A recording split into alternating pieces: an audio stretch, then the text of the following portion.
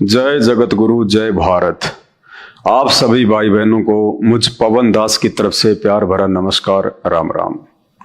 भाई और बहनों, परमपिता परमेश्वर सारी सृष्टि के रचनहार जगन्नाथ के आशीर्वाद से ये लाइव वीडियो अध्यात्म से संबंधित शास्त्र प्रमाणित जानकारी से लबालब आप सभी भाई बहनों तक लगातार पहुंचाए जा रहे हैं, क्योंकि परमेश्वर ने यदि हमें मानव शरीर दिया है, जो मानव शरीर 84 लाख योनियां भोगने के बाद एक बार मिलता है, और इस मानव शरीर के प्राप्त करने का केवल एक ही मकसद है, और वो है पूर्ण परमात्मा की पहचान करके फिर उनकी प्राप्ति के लिए मन लगाकर भक्ति करना और 84 लाख योनियों के महादुख से बाहर निकल जाना। यही इस मानव तन का एकमात्र मकसद है।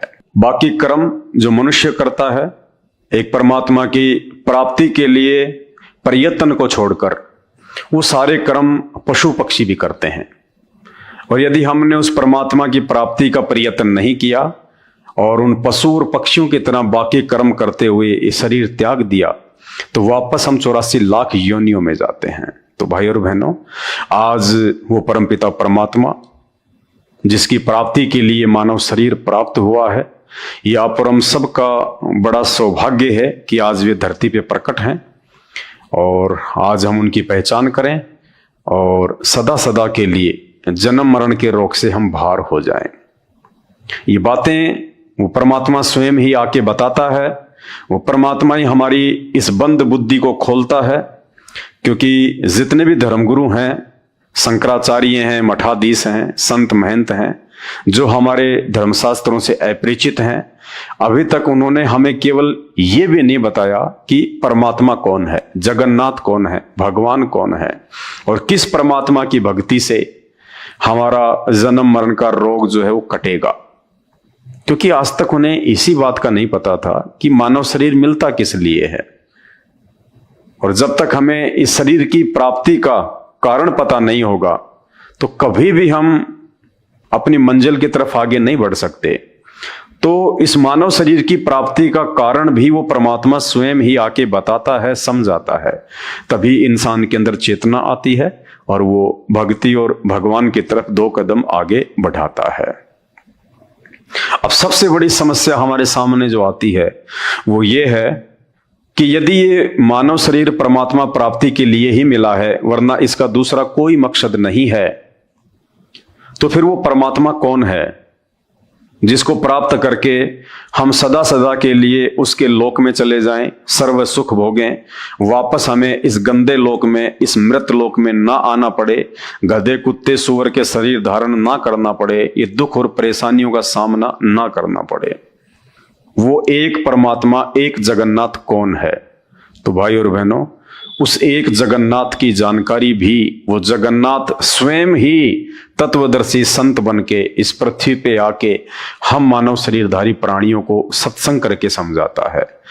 और आप और हमारा ये परम सौभाग्य है कि आज वो जगन्नाथ, वो सारी सृष्टि का मालिक, 8 सितंबर 1951 से हरियाणा में भारतवर्ष की पावन भूमि पे आप और हमारी तरह एक मानव शरीर में, एक संत रूप में प्रकट हैं।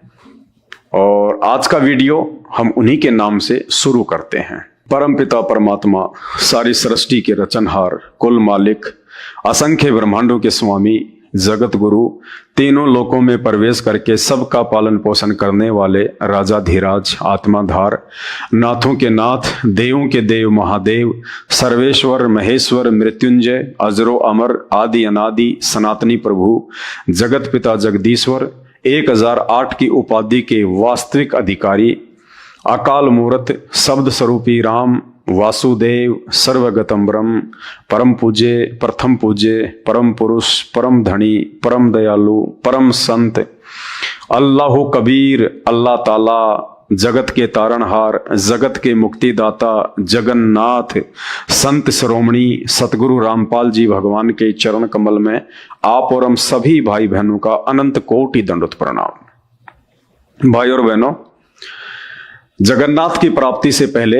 हमें जगन्नाथ की परिभाषा का ज्ञान होना चाहिए। जगन्नाथ कहते किसे हैं?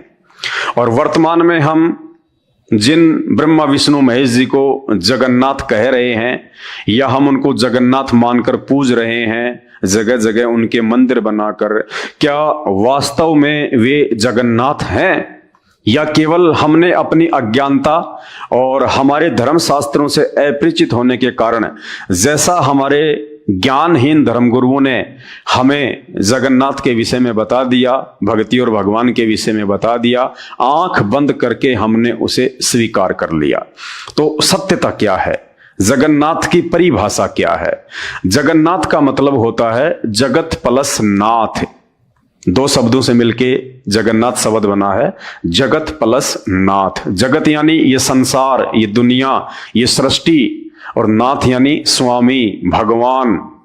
तो जगन्नाथ का मतलब होता है जो सारी सृष्टि का मालिक है, जो सारे संसार का भगवान है, जो सभी देव महादेव से ऊपर है, जो सबसे शक्तिशाली है, सर्वशक्तिमान है, जिस भगवान के नीचे सर्व देव महादेव, जीव जंतु, पशु पक्षी, देवी देवता सब उनके नीचे हैं।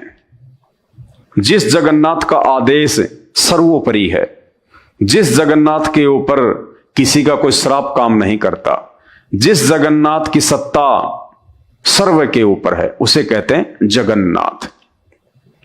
दूसरे शब्दों में जगन्नाथ उसे कहते हैं जिसके जीवन चरित्र पर, जिसकी जीवन लीलाओं पर सुई की नोक रखने जितनी भी त्रुटि की गुंजाइश ना हो। और अनजाने में हम जिन ब्रह्मा विष्णु महेश को जगन्नाथ कहकर पूजा कर रहे हैं, ज्ञानहीन धर्म गुरुओं के द्वारा बताई गई साधना कर रहे हैं, वे जगन्नाथ नहीं है।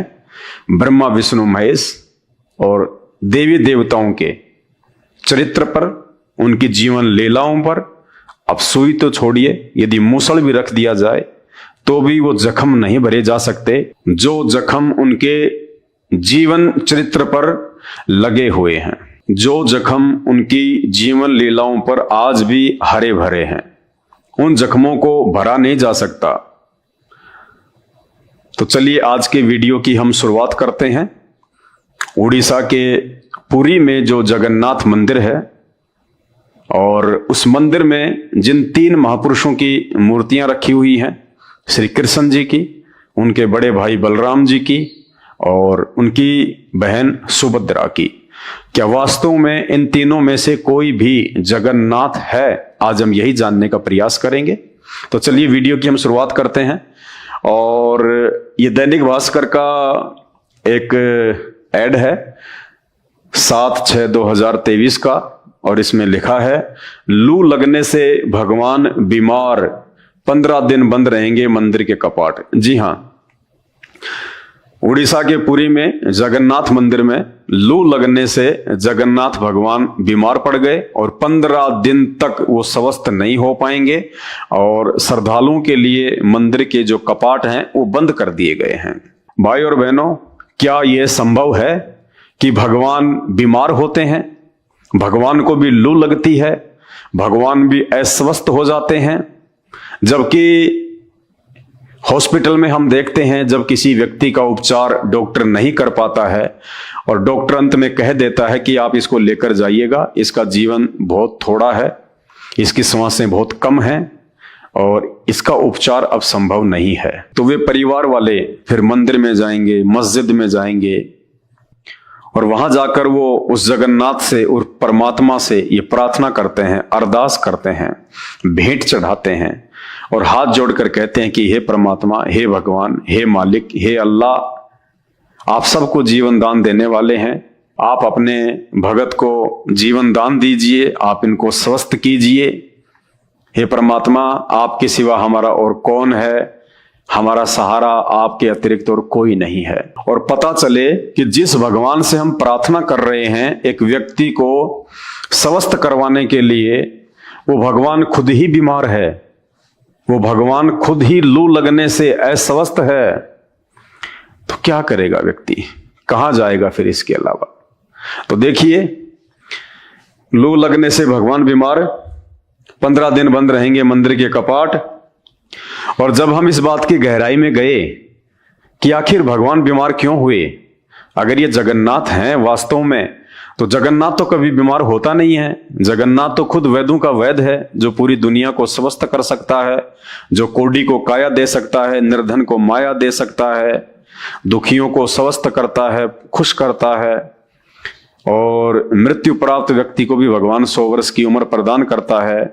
वेदों में जिसकी महिमा लिखी हुई है, जगन्नाथ तो उसे कहते हैं। तो ये कौन से जगन्नाथ हैं जो 15-15 दिन तक स्वस्थ नहीं हो पाते और मात्र लू लगने से बीमार हो जाते हैं। तो जब हमने इस बात की तहकीकात की और गहराई में गए और विष्णु पुराण को जब खोल के देखा, तो हमें पता चला भगवान की बीमारी का कारण क्या है। और भगवान की बीमारी का कारण है उनका मदिरा पान करना, शराब पीना। अब शराब पीने से तो बहुत सारी बीमारियां हो जाती हैं। आदमी के गुर्दे भी खराब हो जाते हैं, फेफड़े भी खराब हो जाते हैं, लीवर में भी कई प्रकार की बीमारियां हो जाती हैं। तो भगवान की बीमारी का मुख्य कारण हमें पता चला उनका मदिरा पान, उनका शराब पीना, नशा करना। तो ये तो हम पहली बार सुन रहे हैं कि भगवान भी शराब पीते हैं, जगन्नाथ भी नशा करता है, जिस शराब को एक बहुत ही बुरी वस्तु कहा गया है। कोई भी व्यक्ति नहीं चाहेगा कि उसका बच्चा शराब पिए, नशा करे।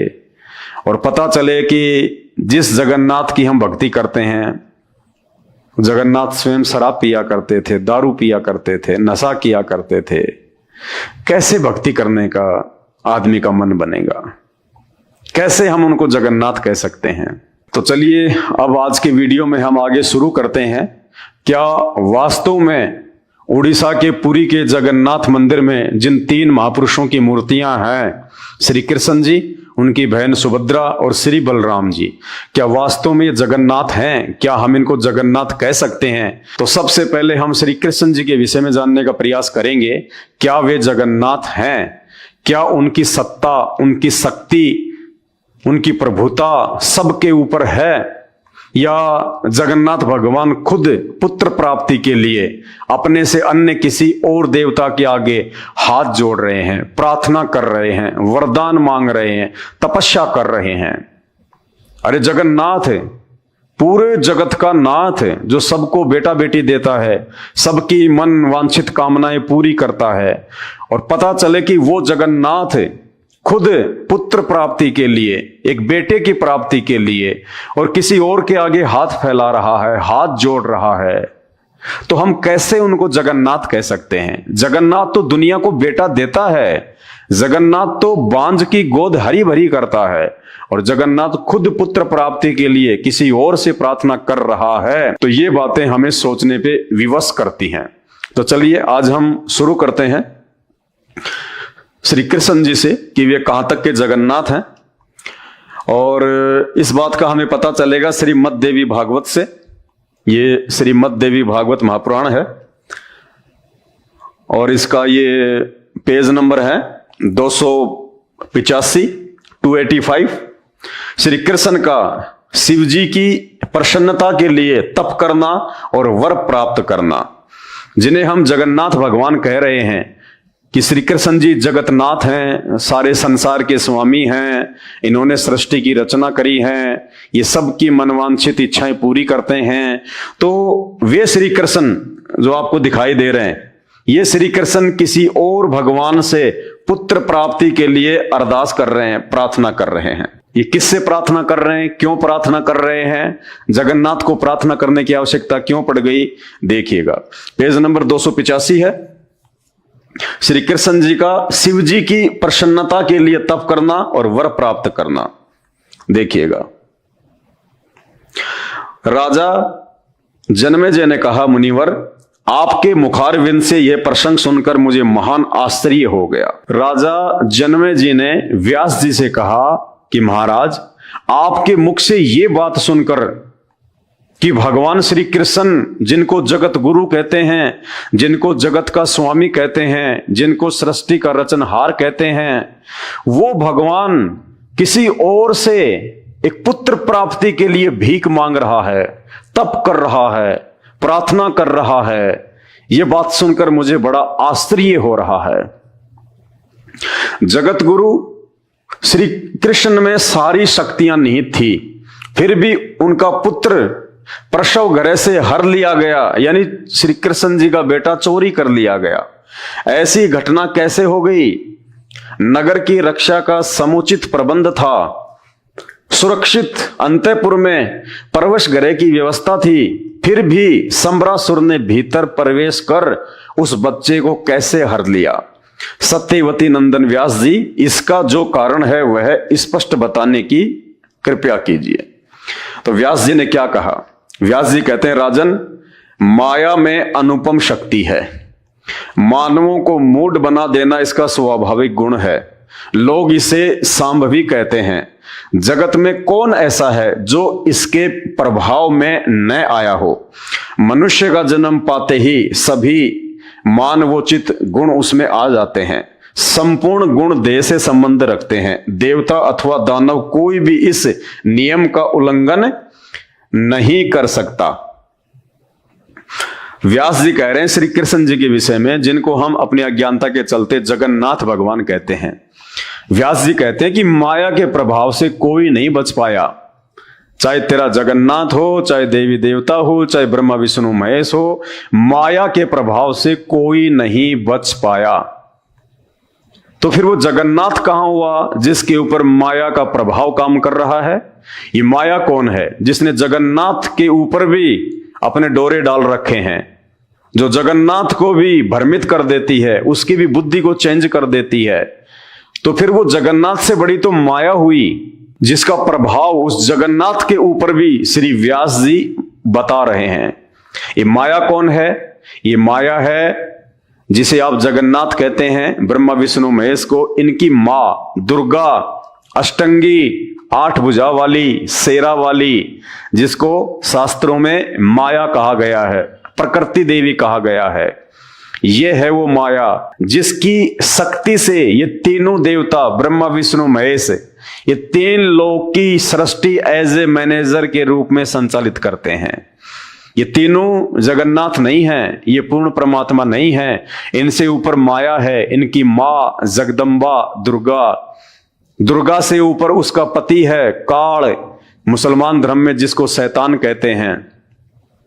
उस शैतान से ऊपर है वो जगन्नाथ, जो सबसे ऊपर है, जिसकी सत्ता सबके ऊपर है। और इस बात का विशेष तौर पे आपको उस समय पता चलेगा जब आप YouTube पे जाके सर्च करेंगे सृष्टि रचना संत रामपाल जी महाराज।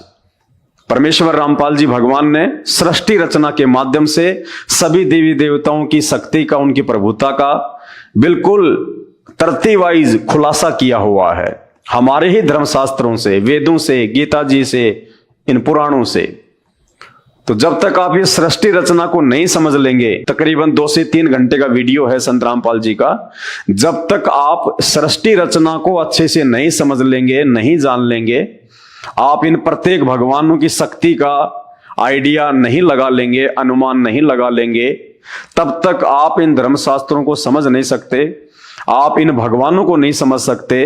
क्योंकि एक पुराण में तो शंकर जी को महान बता दिया गया, दूसरे पुराण में विष्णु जी को महान बता दिया गया, तीसरे पुराण में ब्रह्मा जी को सृष्टि का रचनहार बता दिया गया, और फिर आपस में यही पुराण एक दूसरे को नीचा भी दिखा रहे हैं। तो भाई और बहनों, इस अध्यात्म को समझने के लिए हमारे को संत रामपाल जी भगवान के सत्संग सुनने ही पड़ेंगे। दूसरा धरती पे कोई ऑप्शन है ही नहीं जो हम भक्ति और भगवान को समझ सकें, धर्म ग्रंथों को समझ सकें। तो व्यास जी कह रहे हैं कि माया में अनुपम शक्ति है और मानवों को मूढ़ बना देना इसका स्वाभाविक गुण है। श्री कृष्ण जी एक मानव थे, एक व्यक्ति थे, एक इंसान थे। वो भगवान नहीं थे, परमात्मा नहीं थे। मानते हैं उनमें कुछ शक्तियां हम इंसानों से बढ़ के थी, लेकिन वे सभी इंसानों के ऊपर भगवान नहीं है, जगन्नाथ नहीं है। भूख प्यास नींद भय आलस्य मोह शोक संशय हरस अभिमान बुढ़ापा मृत्यु अज्ञान गलानी वैर ईर्ष्या डा मद और श्रम, ये सभी देह के साथ ही उत्पन्न होते हैं। राजन, सभी पर इनका प्रभाव कुछ न कुछ पड़ता है। भगवान मानव का शरीर धारण करके धराधाम पर पधारे थे। कौन? श्री कृष्ण जी। अतः उन्होंने भी मानव लीला के लिए सभी मानवोचित कार्य संपन्न किए। इस विषय में अन्यथा विचार अवांछनीय है। पहले कंस के भय से भगवान गोकुल पधारे। ये देखिए, अरे जगन्नाथ उसको कहते हैं जिसको किसी का भय ना हो, जिसको किसी का कोई डर ना हो। डर तो आम व्यक्ति की प्रवृत्ति है। और यहां व्यास जी क्या कह रहे हैं? पहले कंस के भय से, यानी कंस के डर से भगवान श्री कृष्ण गोकुल पधारे। यानी भगवान भी डरता है, भगवान भी भयभीत होता है। वो भगवान कहां हुआ जो डरेगा?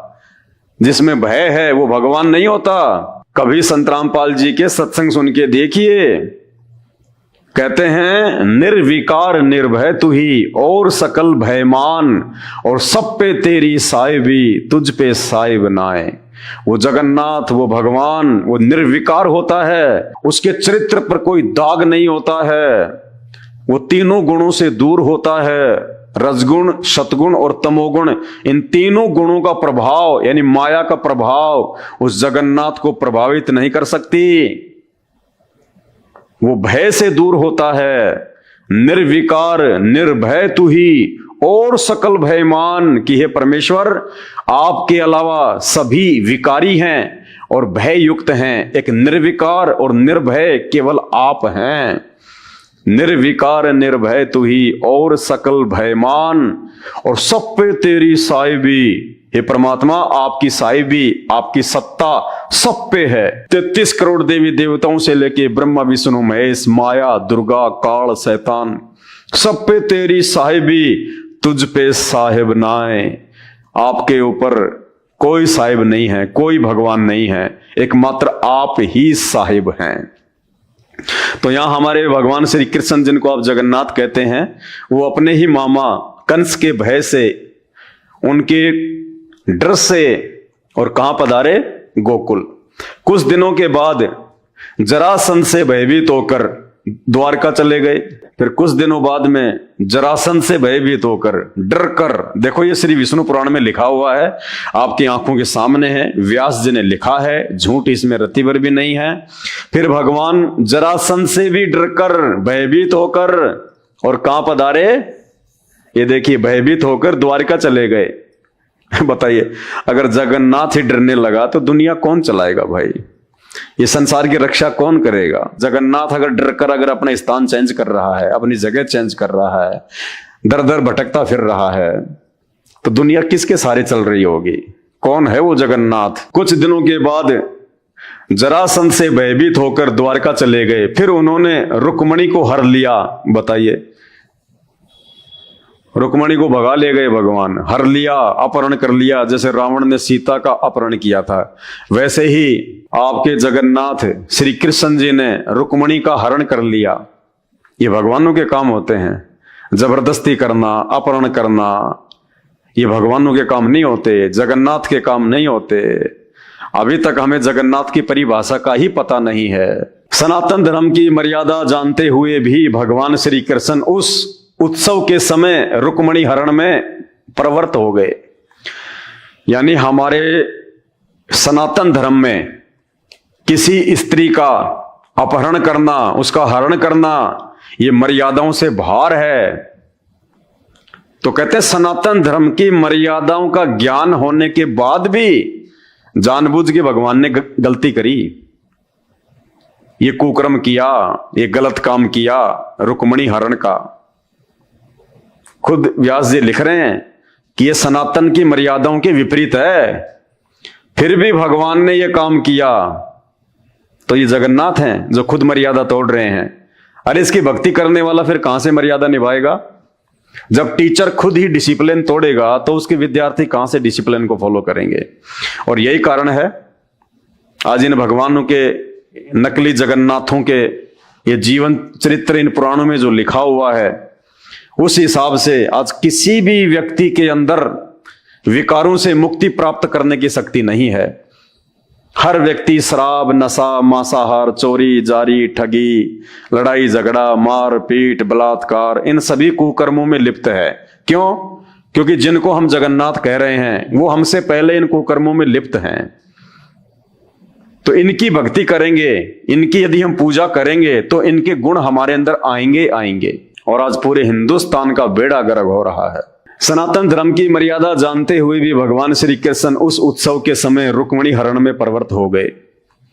सम्रासुर द्वारा प्रद्युम्न के हारे जाने पर भगवान श्री कृष्ण शोकाकुल हो उठे।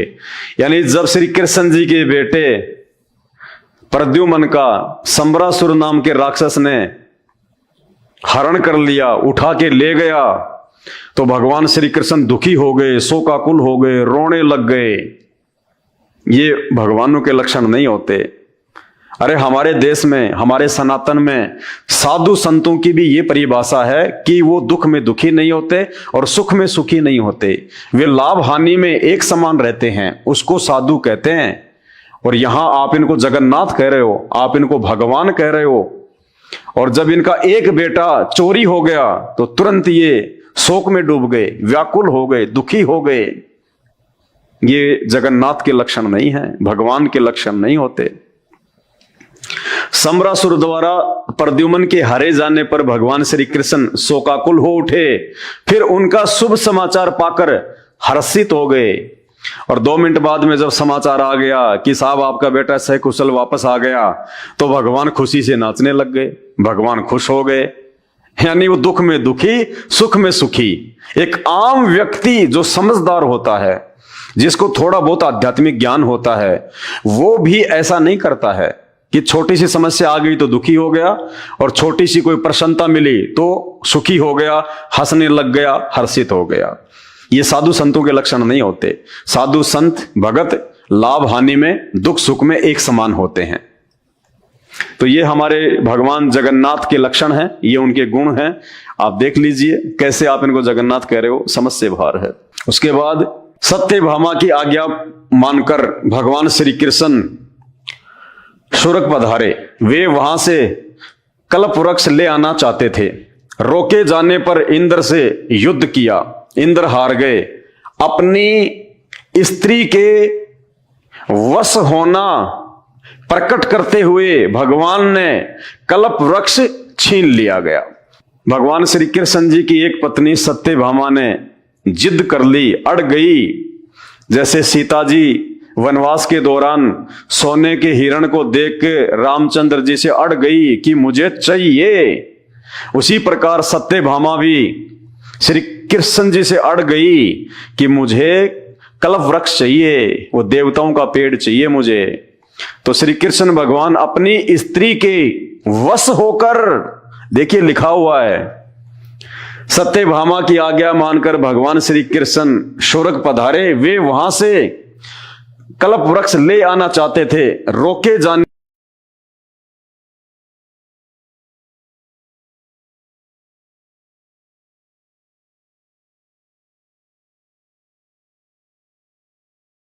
करते हुए भगवान ने कल्प वृक्ष छीन लिया अपनी औरत के वश होके। भाई ये जगन्नाथ के लक्षण नहीं होते, ये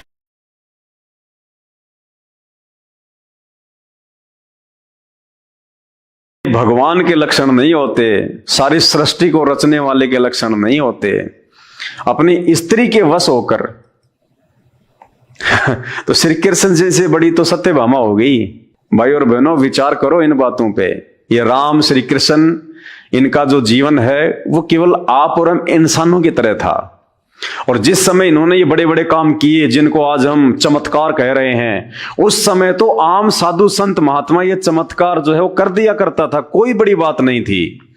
त्रेता में श्री रामचंद्र जी आए तो उस समय तो हर कोई चमत्कार करता था। क्या बाली के पास चमत्कार नहीं थे? बाली के सामने कोई एकल युद्ध नहीं कर सकता था, उसके आमने सामने होके कोई लड़ाई नहीं कर सकता था। सामने वाले की आदि शक्ति उस बाली के अंदर आ जाती थी। रावण अपनी सिद्धि शक्ति से सेना को आकाश में उड़ा ले जाता था। 33 करोड़ देवी देवताओं को कैद करके ले आया। रावण का पुत्र इंद्रजीत, मेघनाथ, अपनी सिद्धि शक्ति से अपनी सेना को आकाश में उड़ा के और उसने देवताओं के राजा इंद्र को हरा दिया। इंद्र की बेटी सुलोचना से रावण के बेटे की शादी हुई, तब जाके इंद्र को वापस उसका वो पद मिला। तो कोई बड़ी बात नहीं थी। ये तो वाल्मीकि ऋषि थे, श्री रामचंद्र जी के गुरु थे। उन्होंने घास के तिनके से रामचंद्र जी के दूसरे बेटे को पैदा कर दिया, कुश को। तो ये कोई बड़ी बात नहीं थी उस समय। लेकिन आज कोई चमत्कार नहीं कर पा रहा, क्योंकि आज लोगों के पास में भक्ति नहीं रही। पहले भक्ति की कमाई से ये सारे काम होते थे। आज भी हो सकते हैं अगर किसी के पास में भक्ति है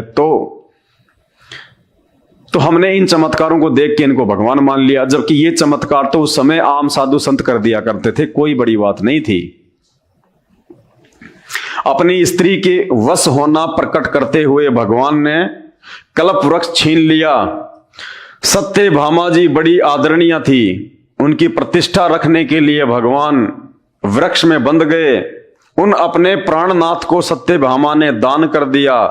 नारद जी प्रतिग्रह लेने पधारे, तत्पश्चात बराबर सुवर्ण देकर श्री कृष्ण चंद्र को बंधन से मुक्त किया। प्रद्युमन प्रभृति श्रेष्ठ पुत्रों को देखकर जाम्बवती अधीर हो उठी। अब श्री कृष्ण जी की, जगन्नाथ भगवान की दूसरी पत्नी कौन? जाम्बवती। अब जाम्बवती नाराज हो गई श्री कृष्ण जी से, और क्या कहा जाम्बवती ने कि मुझे भी प्रद्युमन जैसा बेटा चाहिए। सत्यभामा से जो प्रद्युमन का जन्म हुआ था, तो जाम्बवती कहने लगी कि मुझे भी प्रद्युमन जैसा बेटा चाहिए। किससे कहने लगी? जगन्नाथ से, श्री कृष्ण भगवान से। भगवान श्री कृष्ण से कहा, प्रभु मुझे भी सुयोग्य पुत्र प्रदान करने की कृपा करें। तब तपस्या करने के लिए निश्चित विचार करके भगवान पर्वत पर पधारे। वे उस पर्वत पर गए जहां परम तपस्वी शिव भगत उपमन्यु जी विराजमान थे। पुत्र अभिलाषी भगवान श्री कृष्ण ने उस महाभाग मुनि को गुरु बनाकर उनसे शैवी दीक्षा ग्रहण की और वहीं रहकर कठिन तपस्या आरंभ कर दी। ये भगवान श्री कृष्ण जी, इन्होंने पुत्र प्राप्ति के लिए, एक बेटे की प्राप्ति के लिए और पहाड़ पे जाके तपस्या करनी शुरू कर दी जगन्नाथ ने। फिर क्या होता है? तपस्या करने पर छठे महीने में भगवान शंकर प्रसन्न हो गए। कौन प्रसन्न हो गए? भगवान शंकर। सौम्य वेश में पधार कर उन्होंने साक्षात दर्शन दिए। उस समय द्वितीया के चंद्रमा को मस्तक पर धारण किए हुए भूत भावन भगवान शंकर बैल की सवारी पर वहां पधारे। भगवान शंकर ने महामना श्री कृष्ण को संबोधित करते हुए कहा, यदुकुल को आनंदित करने वाले महामते श्री कृष्ण, मैं तुम्हारी उत्तम तपस्या से प्रसन्न हो गया। तुम अभिलषित वर मांगो। जगन्नाथ को कह रहे हैं शंकर जी कि तेरी तपस्या से मैं प्रसन्न हो गया, वरदान मांगो, भीख मांगो। हर जगन्नाथ अब भीख मांगेगा। श्री कृष्ण जी अब शंकर जी से भीख मांगेंगे। बताइए ये काहे के जगन्नाथ है भाई? ये कैसे जगन्नाथ हो गए? जगन्नाथ तो लोगों को देता है। जगन्नाथ से तो पूरी दुनिया भीख मांगती है। जगन्नाथ किसी के आगे हाथ नहीं फैलाता, और वो भी पुत्र प्राप्ति के लिए। तो भाई और बहनों, ये जगन्नाथ नहीं है। जगन्नाथ की डेफिनेशन तो हमें आज तक इन नकली गुरुओं ने बताई नहीं, क्योंकि उनको खुद नहीं पता। ये जगन्नाथ की परिभाषा भी आज संत रामपाल जी ने आके बताई है कि जगन्नाथ किसे कहते हैं? जगत का नाथ, जिससे ऊपर कोई ना हो, जिसको किसी के आगे हाथ फैलाने की आवश्यकता ना पड़े, उसे कहते हैं जगन्नाथ। जो पूरी दुनिया को पुत्र देता है। और यहां आपके जगन्नाथ खुद एक पुत्र प्राप्ति के लिए भीख मांग रहे हैं। यदुकुल को आनंदित करने वाले महामते श्री कृष्ण, मैं तुम्हारी उत्तम तपस्या से प्रसन्न हो गया। तुम अभिलषित वर मांगो, मैं देने को तैयार हूं। मेरा सामने आ जाना संपूर्ण कामनाओं की सिद्धि का सूचक है। अब कोई भी मनोरथ शेष नहीं रह सकता। व्यास जी कहते हैं, अत्यंत प्रसन्न होकर सामने पधारे हुए उन भगवान शंकर को देखकर देवकी नंदन महाभाग श्री कृष्ण दंड की भांति उनके चरणों पर प्रेम पूर्वक पड़ गए। बताओ, जगन्नाथ और शंकर जी के पैरों में पड़ रहा है, दंडवत कर रहा है। अरे जगन्नाथ किसी के पैरों में नहीं पड़ता, दुनिया जगन्नाथ के पैरों में पड़ती है भाई। और जो दुनिया के पैरों में पड़ जाए, जो किसी और के पैरों में पड़ जाए पुत्र प्राप्ति के लिए, उसको जगन्नाथ नहीं कहा जा सकता। फिर मेघ के समान गंभीर वाणी से उन्होंने भगवान शंकर की स्तुति की, प्रार्थना करने लगे भगवान शंकर से हाथ जोड़ के। व्यास जी कहते हैं भगवान श्री कृष्ण अपना मनोभाव व्यक्त कर रहे थे। अभी बात समाप्त नहीं हुई थी कि भगवान शंकर ने उत्तर देना आरंभ कर दिया। और क्या कहा भगवान शंकर ने? शत्रुसूदन श्री कृष्ण, तुम्हें बहुत से पुत्र होंगे, 16,050 तुम्हारी स्त्रियां होंगी, प्रत्येक स्त्री से 10-10 बालक होंगे, सब में असीम बल होगा। यूं कहकर प्रिय दर्शन भगवान शंकर चुप हो गए। महाभाग श्री कृष्ण हाथ जोड़े खड़े रहे, जगन्नाथ हाथ जोड़ के खड़े रहे और शंकर जी उनको आशीर्वाद दे गए कि 16,000 तुम्हारी औरतें होंगी, हर एक औरत से तुम्हारे को 10-10 बलवान जो है वो पुत्र प्राप्त होंगे। यानी श्री कृष्ण जी को जो पुत्र प्राप्त थे वो उनकी अपनी शक्ति और अपने सामर्थ्य से नहीं थे, वो भी शंकर जी के वरदान से उनको पुत्र प्राप्त हुए थे। तो भाई और बहनों, ये जगन्नाथ नहीं है, ये परमात्मा नहीं है, ये तो बहुत छोटी शक्ति है। जब आप संत रामपाल जी के YouTube पे जाके सत्संग सुनोगे, सृष्टि रचना सुनोगे, तो पूरा का पूरा निष्कर्ष आपके सामने आ जाएगा इन भगवानों का, इनकी शक्तियों का। ये कहां तक के जगन्नाथ हैं, कहां तक इनकी शक्ति है। ये श्री कृष्ण जी खुद, जिस दिन इनका ये विष्णु पद समाप्त हो जाएगा, ये सदा विष्णु नहीं रहेंगे, आत्माएं चेंज होती रहती हैं। जिस दिन इनके पुण्य समाप्त होंगे, इनको विष्णु के पद से इनके पिता के द्वारा, शैतान के द्वारा हटा दिया जाएगा और इनको 84 लाख योनियों में डाल दिया जाएगा और विष्णु के पद पे किसी अन्य भक्ति युक्त आत्मा को बैठा दिया जाएगा। जब आप सृष्टि रचना को सुनना शुरू करेंगे तब आपकी आंखें खुलेंगी। भगवती पार्वती उनसे कहने लगी, महाभाव श्री कृष्ण, इस जगत में मानवों के सिरमौर बनकर तुम विराजमान रहोगे, उच्च श्रेणी की गृहस्थी में तुम्हारा वास होगा। जनार्दन 100 वर्ष तक सुखमय जीवन व्यतीत करने के पश्चात ब्राह्मण एवं गांधारी के शाप से तुम्हारे कुल का संहार हो जाएगा। उसके बाद में शंकर भगवान की पत्नी पार्वती ने भी उनको एक श्राप दे दिया, आशीर्वाद दे दिया कि भाई 100 साल तक तो आप अच्छी तरीके से रहोगे, खाओगे, पियोगे, लेकिन 100 साल के बाद में गांधारी के श्राप के कारण तुम्हारे खानदान का, तुम्हारे यादव कुल का सत्यानाश हो जाएगा, संहार हो जाएगा। बताइए, अब ये काहे की जगन्नाथ है भाई? जगन्नाथ को श्राप नहीं लगता, जगन्नाथ के खानदान को कोई समाप्त नहीं कर सकता। ये जगन्नाथ हैं। पार्वती इनसे कह रही है कि गांधारी के श्राप के कारण तुम्हारा कुल सत्यानाश हो जाएगा। गांधारी कौन थी? वो तो भगवान नहीं थी, जगन्नाथ नहीं थी, अंधे धृतराष्ट्र की औरत थी, दुर्योधन की मां थी। वो तो एक इंसान थी। और जगन्नाथ कहते हैं श्री कृष्ण जी को एक आम व्यक्ति का श्राप, एक आम औरत का श्राप और आपके जगन्नाथ के ऊपर लग गया। और उसके बाद में महाभारत के युद्ध के बाद गांधारी ने श्री कृष्ण जी को श्राप दिया कि जैसे तूने छलबल करके और मेरे 100 पुत्रों की हत्या करवा दी, मैं तुझे श्राप देती हूं, तेरे खानदान का सत्यानाश होगा। एक आम स्त्री का श्राप और जगन्नाथ के ऊपर लग गया और जगन्नाथ का खानदान समाप्त हो गया। भाई और बहनों, हम किसकी पूजा कर रहे हैं? हम किसकी भक्ति कर रहे हैं? जो अपने ऊपर लगे गांधारी के श्राप को समाप्त नहीं कर सका, वो जगन्नाथ, वो श्री कृष्ण आप और हमारे दुखों को कहां से समाप्त कर देंगे? हमारे कष्टों को कहां से खत्म कर देंगे?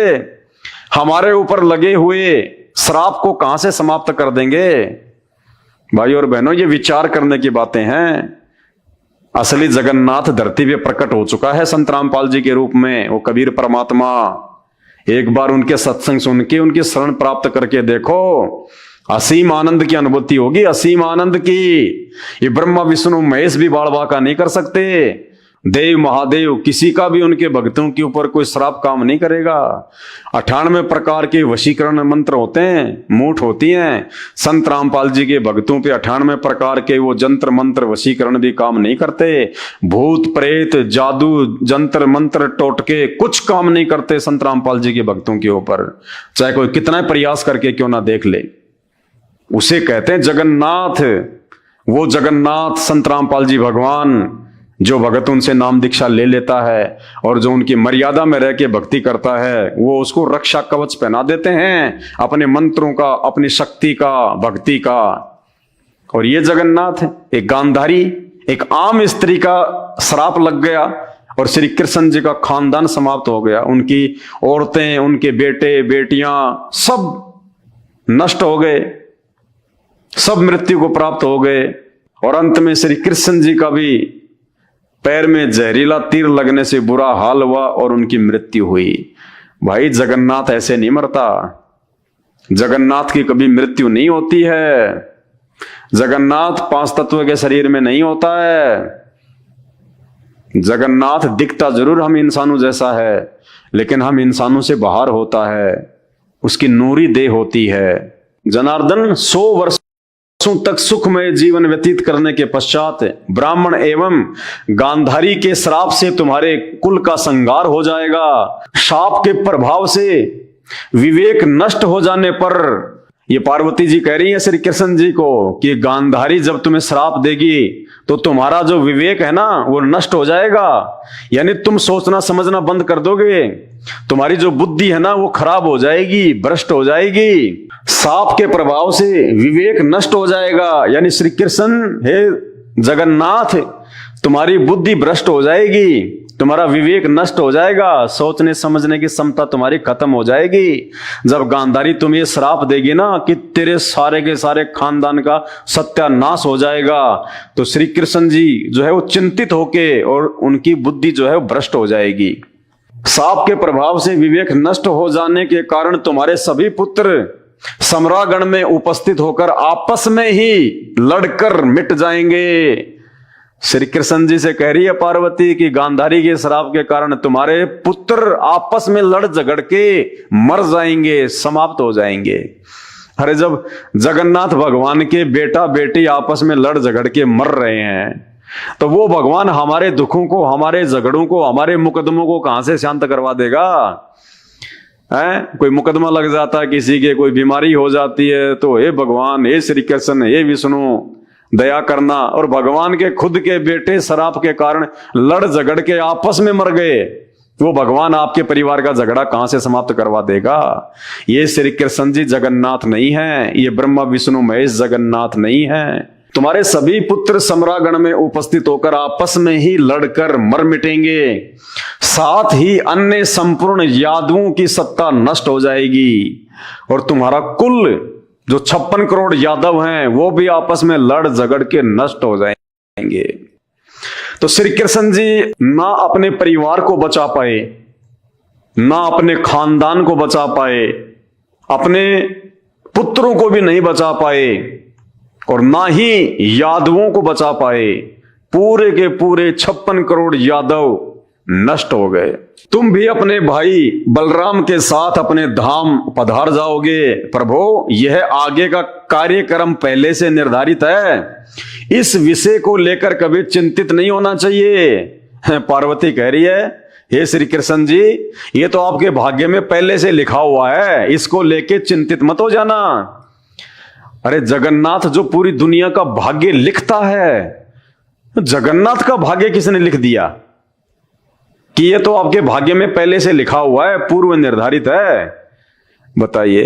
तो श्री कृष्ण जी से ऊपर और कौन है, श्री विष्णु से ऊपर और कौन है जिसका भाग्य उसने लिखा और वैसा ही होगा? अपने भाग्य में लिखे हुए को श्री कृष्ण जी, जिसको आप जगन्नाथ कहते हैं, वो काट नहीं सकता, समाप्त नहीं कर सकता। तो ये काहे के भगवान? जिस भगवान का भाग्य भी कोई और लिख रहा है तो वो काहे का जगन्नाथ। तो भाई और बहनों, जगन्नाथ तो दुनिया का भाग्य लिखता है। जगन्नाथ का भाग्य लिखने की समर्थता इस ब्रह्मांड में नहीं है किसी की। तो ये जगन्नाथ नहीं है।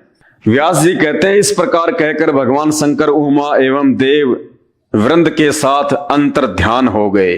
तो ये भगवान हैं, जगन्नाथ हैं, जो श्री शंकर जी के आगे पुत्र प्राप्ति के लिए हाथ फैला रहे हैं। तो भाई और बहनों, जगन्नाथ को पहचानो, ये जगन्नाथ नहीं है। तो ये श्री कृष्ण जी जिनको आप जगन्नाथ कहते हैं, इनसे ऊपर तो श्री शंकर जी हो गए, जिन्होंने इनको पुत्र प्राप्ति के लिए वरदान दिया। जबकि जगन्नाथ तो दुनिया को वरदान देता है, जगन्नाथ किसी के आगे हाथ नहीं फैलाता। तो असली जगन्नाथ को पहचानो, और वो असली जगन्नाथ कबीर परमात्मा है। चारों वेद जिसकी महिमा गा रहे हैं, क्योंकि नकली धर्मगुरु वेदों को समझ नहीं पाए। और वेदों को समझना कोई बच्चों का काम नहीं है। वेदों को समझाने के लिए वो जगन्नाथ, वो कबीर परमात्मा स्वयं ही धरती पर एक तत्वदर्शी संत की भूमिका करता है। और गीता जी अध्याय नंबर 4 श्लोक नंबर 34 में इसीलिए अर्जुन से कहा था भगवान ने कि उस तत्व ज्ञान को समझने के लिए तू ज्ञानियों के पास जा, उनको दंडवत प्रणाम कर, फिर तुझे वो तत्वदर्शी ज्ञानी उस तत्व ज्ञान का उपदेश करेंगे।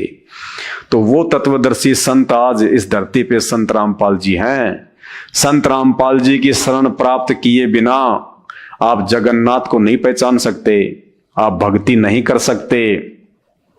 और जो भक्ति आप कर रहे हैं, इनको जगन्नाथ मान के, ब्रह्मा विष्णु महेश जी को, ये तो खुद जन्म और मरण में हैं। ये तो खुद 84 लाख योनियों में जाते हैं। ये खुद 15-15 दिन के लिए बीमार पड़ जाते हैं। तो भाई ये हमें कहां से स्वस्थ कर देंगे? ये कैसे हमारा जन्म मरण का रोग समाप्त कर देंगे?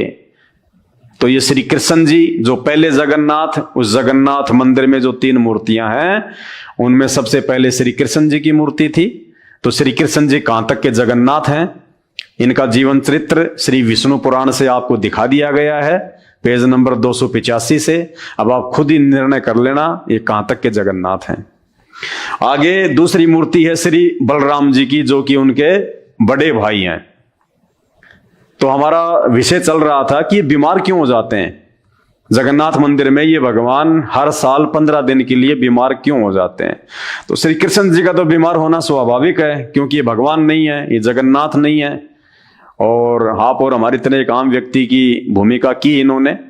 थोड़ी बहुत जो शक्तियां होती हैं ये ऊपर से लेके आते हैं, जिनका ये दिखावा करते हैं, प्रचार प्रसार करते हैं। आम व्यक्ति इनको अपने से जो है वो श्रेष्ठ मान के और इनको भगवान की संज्ञा में ले लेता है। दूसरे श्री बलराम जी, तो ये आपके सामने श्री विष्णु पुराण है। श्री कृष्ण जी के बड़े भाई बलराम जी के चरित्र के विषय में पूरा विवरण है।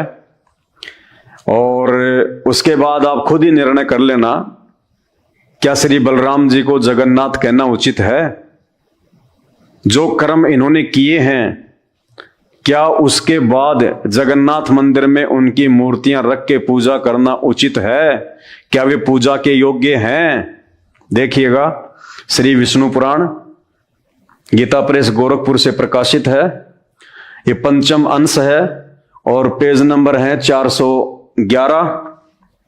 ये देखिएगा, 35वां अध्याय, सांब का विवाह, श्री विष्णु पुराण से। एक बार जाम्बवती नंदन वीरवर सांब ने, यानी श्री कृष्ण जी की पत्नी जाम्बवती के पुत्र सांब ने स्वयंवर के अवसर पर दुर्योधन की पुत्री को बलात् हरण कर लिया। यानी श्री कृष्ण जी के बेटे सांब ने, दुर्योधन की बेटी का स्वयंवर रचा जा रहा था, तो श्री कृष्ण जी के पुत्र सांब ने दुर्योधन की बेटी का जबरदस्ती अपहरण कर लिया। तब महावीर, कर्ण, दुर्योधन, भीष्म और द्रोणाचार्य आदि ने क्रुद्ध होकर उसे युद्ध में हराकर बांध लिया। यह समाचार पाकर कृष्णचंद्र यानी श्री कृष्ण जी आदि समस्त यादवों ने दुर्योधन आदि पर क्रुद्ध होकर उन्हें मारने के लिए तैयारी कर ली। उनको रोककर यानी श्री कृष्ण जी ने और यादवों ने सांब को दुर्योधन की कैद से छुड़वाने के लिए पूरी तैयारी कर ली।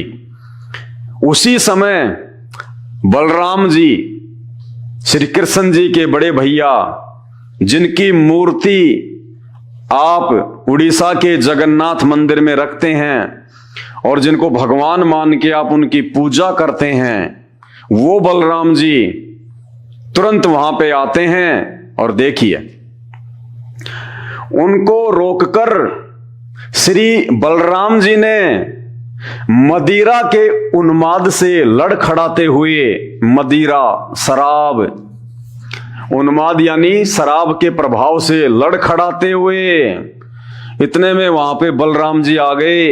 जब बलराम जी को पता चला कि दुर्योधन ने श्री कृष्ण के पुत्र सांब को बांध लिया है और श्री कृष्ण जी जब यादवों के साथ छुड़ाने के लिए जाने लगे, इतने में बलराम जी आए अंदर से निकल के, शराब में धुत होके, मदिरा में धुत होके और लड़खड़ा के। देखो लिखा हुआ भाई श्री विष्णु पुराण, कोई माई का लाल इसको झुठला नहीं सकता। ये कथा करते हैं पंडित लोग इनकी। उनको रोककर श्री बलराम जी ने मदिरा के उन्माद से लड़खड़ाते हुए शब्दों में कहा, कौरवगण मेरे कहने से शाम को छोड़ देंगे, मैं अकेला ही उनके पास जाता हूं। दारू के नशे में लड़खड़ाते हुए। बताइए, एक शराबी व्यक्ति की मूर्ति आप मंदिर में रखते हैं। एक पवित्र जगह कहा जाता है मंदिर को, और मंदिर वो भी छोटा मोटा नहीं, जगन्नाथपुरी का मंदिर। और उस मंदिर में आप पूजा किसकी कर रहे हैं? एक शराबी की, एक नशेड़ी व्यक्ति की। भाई और बहनों, अपनी आंखें खोलो। इन पाखंडी और नकली धर्मगुरुओं ने केवल हमारा सत्यानाश करने का ठेका ले रखा है। ये तत्व ज्ञान बिना उस तत्वदर्शी संत की रजा के, उसकी मेहर के समझ में नहीं आ सकता। ये काय के जगन्नाथ हैं? ये जगन्नाथ हैं शराब के नशे में धुत। भाई ये राजा थे, और राजा सारे उल्टे कुकर्म करते हैं। इन्होंने भी वही किया अपने जीवन काल में। इन्होंने सिवाय शराब और कबाब के, लड़ाई झगड़ों के, मार पीट के, इन्होंने कुछ नहीं किया। कोई धर्म का काम नहीं किया। ये एक राजा के लड़के थे, खुद फिर राजा बन गए श्री कृष्ण और बलराम। और इन्होंने वो किए जो राजाओं के लड़के किया करते हैं। और आज इनकी हम मंदिरों में मूर्तियां रख के पूज रहे हैं। शर्म आनी चाहिए, शर्म। क्यों? क्योंकि अभी तक हमें जगन्नाथ की पहचान ही नहीं है, हमें उस एक परमात्मा की पहचान ही नहीं है। और उस परमात्मा की पहचान तत्वदर्शी संत के सत्संग सुने बिना नहीं हो सकती। और ऐसे ही आप नशेड़ियों की पूजा करते रहोगे, और क्या मिलेगा आपको फिर उनकी पूजा से? दुख, तकलीफ, अकाल मौत। और घर घर में यही हाल है। हम सभी देवी देवताओं की पूजा करते हैं, फिर भी दुखी। हॉस्पिटल भरे पड़े हैं। जादू तंत्र टोने टोटके वालों के पास में भीड़ लगी रहती है। भूत प्रेत निकलवाने वालों के पास में भीड़ लगी रहती है। अरे क्यों? आप तो भक्ति कर रहे हो, मंदिरों में भी जाते हो, भेंट भी चढ़ाते हो, फिर क्यों तकलीफ आ रही है? क्यों दुख आ रहे हैं? भगवान की भक्ति से तो सुख मिलता है। दुख तो नकली जगन्नाथों की भक्ति से मिलता है, जो आपको मिल रहा है। तो ये आपकी आंखों के सामने श्री विष्णु पुराण। और कमाल कर दिया आपने, एक नशेड़ी की मूर्ति को, एक शराबी की मूर्ति आप जगन्नाथ के मंदिर में रख के आप उसको भगवान मान के पूज रहे हैं। ये हमारी बुद्धिहीनता का परिचायक है। क्यों? क्योंकि नकली और पाखंडी धर्मगुरुओं ने हमारे इन धर्म शास्त्रों में लिखी हुई सच्चाई से दूर रखा। उस तत्व ज्ञान के अभाव में ना तो ये धर्मगुरु समझ पाए इन शास्त्रों की सच्चाई को, और जब ये खुद ही नहीं समझ पाए तो आप और हमें ये कहां से विद्वान बना देते। भाई और बहनों, आंखें खोलो। ना श्री कृष्ण जी जगन्नाथ हैं और ना उनके भाई बलराम जगन्नाथ हैं। ये तो आम व्यक्ति की तरह है, जैसे आम व्यक्ति करता है, अज्ञानी व्यक्ति। अब वो जामवती का लड़का सांब, दुर्योधन अपनी बेटी का स्वयंवर जो है वो रच रहा था। अब लड़की ने किसी और को पसंद कर लिया तो उसकी अपनी मर्जी, लेकिन श्री कृष्ण जी का लड़का अपने आप को राजा का लड़का समझ के और जबरदस्ती दुर्योधन की बेटी का हरण कर रहा है। ये एक सभ्य इंसान के लक्षण है क्या? ये तो छीना झपटी में आता है, ये तो सीना जोरी में आता है। लड़की की मर्जी, वो किसको पसंद करे और किसको पसंद नहीं करे। लेकिन सांब की भी क्या गलती है जब उसके बाप ने ही ऐसा किया था। जब श्री कृष्ण जी ने खुद रुक्मणी का हरण कर लिया, जो सनातन की मर्यादाओं के विपरीत था, तो बेटा तो वही करेगा जो बाप ने किया। तो श्री कृष्ण जी ने रुक्मणी का हरण कर लिया था और श्री कृष्ण जी के पुत्र सांब ने दुर्योधन की बेटी का अपहरण करने का प्रयास किया। तो दुर्योधन ने बांध के जेल में डाल दिया। श्री कृष्ण जी को पता चला तो मरने मारने के लिए सेना लेके, बताओ ये भगवानों के लक्षण हैं। उल्टा अपने बेटे को समझाना चाहिए था कि नालायक, तूने ऐसा काम क्यों किया, तूने उनके साथ में जबरदस्ती क्यों की, क्या तुझे शोभा देता ये? अपने पुत्र को उसके कुकर्म के लिए धमकाने के बजाय और अपने ही पुत्र का यानी अधर्म का वो पक्ष ले रहे हैं। ये भगवान है, ये जगन्नाथ हैं।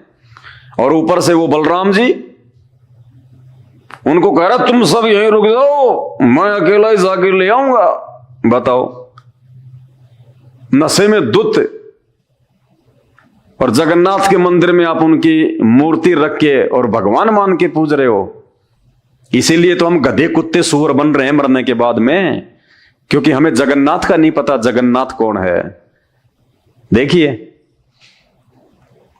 एक बार जाम्बवती नंदन वीरवर सांब ने स्वयंवर के अवसर पर दुर्योधन की पुत्री को बलात् हरण कर लिया। तब महावीर कर्ण, दुर्योधन, भीष्म और द्रोण ने क्रुद्ध होकर उसे युद्ध में हराकर बांध लिया। यह समाचार पाकर कृष्णचंद्र आदि समस्त यादवों ने दुर्योधन आदि पर क्रुद्ध होकर उन्हें मारने के लिए बड़ी तैयारी की। उनको रोककर श्री बलराम जी ने मदिरा के उन्माद से लड़ खड़ाते हुए शब्दों में कहा, कौरवगण मेरे कहने से सांब को छोड़ देंगे, अतः मैं अकेला ही उनके पास जाता हूं। ये है इनका चरित्र, आम व्यक्ति से नीचे गिरा हुआ इनका चरित्र, जिनको आप भगवान मानते हैं। तो भाइयों, कैसे मोक्ष की प्राप्ति हो जाती? तभी तो आज ये दुनिया भर में इंसानों से ज्यादा जानवरों की संख्या है, क्योंकि जो व्यक्ति मानव शरीर प्राप्त करके एक पूर्ण परमात्मा असली जगन्नाथ की भक्ति नहीं करता, तत्वदर्शी संत को अपना गुरु धारण करके, वो फिर 84 लाख योनियों में भटकता रहता है जन्म जन्मांतर। इसलिए आज से पहले हमारे पूर्वज जो ब्रह्मा विष्णु महेश 33 करोड़ देवी देवताओं की भक्ति करते थे, मरने के बाद में वो सब 84 लाख योनियों में भटक रहे हैं। आज सुअवसर प्राप्त है, आज वो जगन्नाथ धरती पे प्रकट है, जिसको हम जगन्नाथ कह सकते हैं। ये है वो जगन्नाथ, संत रामपाल जी भगवान, पूर्ण परमात्मा, जिन्होंने वो जगन्नाथ का मंदिर बनवाया था। अभी तक आपको पूरी हिस्ट्री का भी नहीं पता है, उड़ीसा के पुरी में जगन्नाथ मंदिर की स्थापना कैसे हुई थी। अरे वहां के राजा इंद्रदमन ने तो 5 बार मंदिर बनवाया था, 5 बार। और जैसे ही मंदिर बन के तैयार होता, समुद्र आके मंदिर को ढहा जाता अपने पानी के वेग से। अगर श्री कृष्ण जी अगर जगन्नाथ थे, परमात्मा थे, समर्थ थे, तो क्यों मंदिर को टूटने दे रहे थे? राजा इंद्रदमन तो श्री कृष्ण जी का मंदिर बनवा रहा था, तो श्री कृष्ण जी अपने ही मंदिर की सुरक्षा नहीं कर पाए, और 5 बार राजा इंद्रदमन ने मंदिर बनवाया और वो समुद्र उसे तोड़ डालता। अंत में वो कबीर परमात्मा, सारी सृष्टि का रचनहार, वो जगन्नाथ, जिसने ब्रह्मा विष्णु महेश के बाप को, शैतान को, उस काल को वचन दिया था। काल ने परमात्मा से वरदान मांगा था कि परमात्मा द्वापर युग में मेरा पुत्र विष्णु श्री कृष्ण अवतार में धरती पे जाएगा और उसके मरने के बाद में उड़ीसा में उसके नाम से एक जगन्नाथपुरी का मंदिर बनेगा और समुद्र उस मंदिर को नहीं बनने देगा, वो प्रतिशोध लेगा समुद्र। किस बात का? कि जब वो मेरा बेटा कृष्ण त्रेता युग में रामचंद्र रूप में गया था और 14 साल का उसको वनवास हुआ, रावण उसकी पत्नी का हरण कर ले गया। अपनी पत्नी को वापस लाने के लिए, समुद्र पार करने के लिए उसने 3 दिन तक समुद्र से याचना की थी कि मुझे रास्ता दे दो, लेकिन समुद्र टस से मस नहीं हुआ। तब श्री रामचंद्र जी ने अपना अग्नि बाण निकाला और उस समुद्र को गालियां दी, नीच और गुलाम कहा। उसके बाद वो समुद्र एक ब्राह्मण के रूप में प्रकट हुआ और उसने कहा कि आपकी सेना में नल और नील नाम के 2 व्यक्ति हैं। उनके हाथ में उनके गुरुदेव के द्वारा दी गई एक ऐसी शक्ति है, उनके हाथ से कोई भी वस्तु पानी में नहीं डूबती। इतना कहकर समुद्र अंतर्ध्यान हो गया। उस बात का प्रतिशोध जो श्री रामचंद्र जी ने समुद्र को गालियां दी थी, जब उसने रास्ता नहीं दिया था, वो समुद्र उन गालियों का प्रतिशोध लेगा और वो फिर द्वापर में उड़ीसा में वो जगन्नाथ का मंदिर नहीं बनने देगा, बार बार उसको वो नष्ट कर देगा। तो हे परमात्मा, आप द्वापर में जगन्नाथपुरी का वो मंदिर बनवाने में सहयोग करना। तो अपने वायदे के अनुसार, अपने वचन के अनुसार उस कबीर परमात्मा ने, जो आज सतगुरु रामपाल जी के रूप में, तत्वदर्शी संत के रूप में आप और हमारा परम सौभाग्य है कि वे धरती पे प्रकट हैं, उस परमेश्वर ने वहां जाकर और वो जगन्नाथपुरी में वो मंदिर बनवाया था, समुद्र को रोका था। इंद्रदमन को कहा कि भाई ये मंदिर मैं बनवा सकता हूं, अगर तुझे बनवाना हो तो मैं वहां बैठा हूं समुद्र के पास में, आ जाना। दूसरे दिन इंद्रदमन वहां गया, परमात्मा से प्रार्थना करी और कहा कि भाई आप मंदिर बनवाओ, अब की बार ये समुद्र आपका मंदिर नहीं तोड़ सकता। और जैसे ही मंदिर बनके तैयार हुआ, उसी समय समुद्र अपने पूरे वेग से 40-50 फुट ऊंची लहरों के साथ में मंदिर को तोड़ने के लिए आगे बढ़ा। लेकिन सामने वो कबीर परमात्मा बैठे हुए थे वहां पे, जिसको कबीर चोरा भी कहते हैं। आज भी वहां पे वो यादगार है जहां बैठ के कबीर परमात्मा ने समुद्र को रोका था। कबीर चोरा के नाम से आज भी वो स्थान उस मंदिर के पास वहां पर है। तो समुद्र उससे आगे नहीं बढ़ पाया और कहा कि भगवान मुझे रास्ता दो। बोला भाई क्यों? कि मुझे मंदिर तोड़ना है। बोला क्यों तोड़ना भाई, मंदिर से तेरी क्या दुश्मनी है? बोला इसने मुझे त्रेता युग में जब ये राम रूप में आया था, विष्णु का अवतार, तो इसने मुझे गालियां दी थी, भला बुरा कहा था, मैं उसका प्रतिशोध लूंगा। तब परमात्मा ने कहा था कि भाई आप इस मंदिर को नहीं तोड़ पाओगे। बोला मुझे तोड़ना है। तो बोला तोड़ ले जाके, फिर मुझसे क्या पूछ रहा है? बोला आपकी शक्ति से मैं आगे तो नहीं बढ़ पा रहा। तो बोला तू मंदिर नहीं तोड़ पाएगा। तो बोला महाराज कोई तो उपाय बताओ अपनी बेइज्जती का बदला लेने का। तब उस कबीर परमात्मा ने कहा था कि आप इस मंदिर को तो तोड़ नहीं पाओगे, लेकिन अगर आपको बदला ही लेना है तो श्री कृष्ण जी की जो द्वारिका है उसको जाके डुबो दो पानी में पूरी, लेकिन थोड़ी बहुत छोड़ देना, ताकि आने वाले समय में ये सबूत रह जाए कि हाँ यहाँ पे कोई द्वारिका थी, वरना लोग विश्वास ही नहीं करेंगे। उसके बाद में समुद्र ने उस द्वारिका को डुबोया था। तो भाई और बहनों, इस कहानी को पूरी सुनने के लिए, इस यथार्थ सच्चाई को पूरी जानने के लिए आप YouTube पे सर्च करें संत रामपाल जी महाराज के सत्संग, सृष्टि रचना को सर्च करें। उस सृष्टि रचना में आपको इन सारी बातों का पता चलेगा कि वास्तव में असली जगन्नाथ कौन है। और असली जगन्नाथ आज ये संत रामपाल जी भगवान हैं, जिनके ऊपर किसी देव महादेव की नहीं चलती। इन्होंने ही पूरे ब्रह्मांडों को रचा है, पूरी सृष्टि को रचा है। और आज ये एक तत्वदर्शी संत की भूमिका में आप और हम सब के समक्ष प्रकट हैं, वो अद्वितीय आध्यात्मिक ज्ञान देने के लिए, जिस ज्ञान के लिए ये आत्मा युगों युगों से भटक रही है, जिस ज्ञान के अभाव में हम इन नकली भगवानों को जगन्नाथ मान के पूज रहे हैं, जिस ज्ञान के अभाव में हम जन्म और मरण के चक्कर में पड़े हुए हैं, 84 लाख योनियों में जाते हैं, दुख उठा रहे हैं। तो आज इस जगन्नाथ भगवान को पहचानो, और इनकी पहचान इनके सत्संग सुनने से होगी, इनके विचारों से होगी। देखिए, यदि आप श्री कृष्ण जी या श्री राम जी के विषय में नहीं पढ़ते, नहीं सुनते, उनकी ये लीलाएं नहीं पढ़ते, तो आज आपको कैसे पता चलता कि ये भगवान थे, ये विष्णु के अवतार थे। हमने सुना लाखों बार, हजारों बार हमने पढ़ा, तब जाके हमारे अंदर ये बातें समाई। तो ऐसे ही जब तक आप संत रामपाल जी के सत्संग नहीं सुनेंगे, आप उनके विचारों से परिचित नहीं होंगे, तब तक आप किसी भी धर्म के किसी भी धर्म ग्रंथ को और उन धर्म ग्रंथों में लिखी हुई इन बातों को समझ ही नहीं पाएंगे, आप निष्कर्ष निकाल ही नहीं पाएंगे। इन शास्त्रों को पढ़ते हुए हजारों साल हो गए हमारे धर्म गुरुओं को, आज तक ये हमारे को इन शास्त्रों से, 33 करोड़ देवी देवताओं से, ब्रह्मा विष्णु महेश से एक भगवान निकाल के नहीं दे पाए कि इन सबसे ऊपर एक परमात्मा कौन है, वो असल में जगन्नाथ कौन है, जिसकी सत्ता सबके ऊपर है, जिसकी प्रभुता सबके ऊपर है।